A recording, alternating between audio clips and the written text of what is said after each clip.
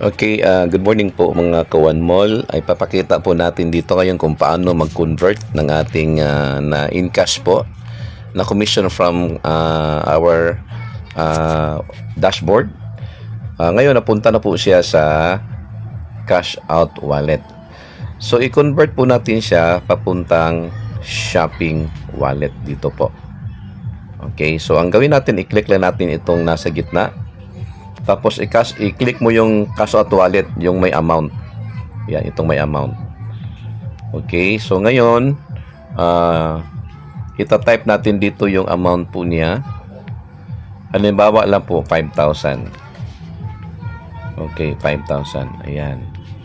So ngayon, after typing the amount, ang gawin natin dyan ay i-click natin na sa baba itong convert now.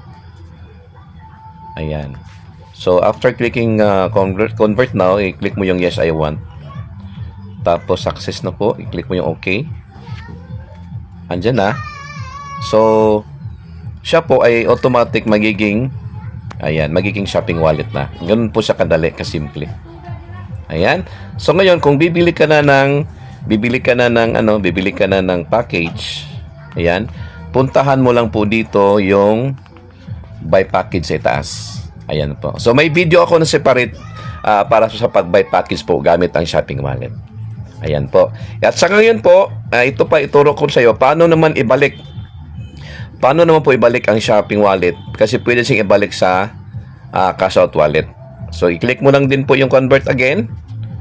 Pagkatapos diyan, yung may amount, i-click mo yung shopping wallet mo.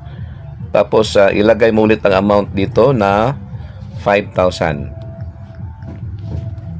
Ayan po siya, no? So, ang gawin mo ulit, i-click mo yung convert now.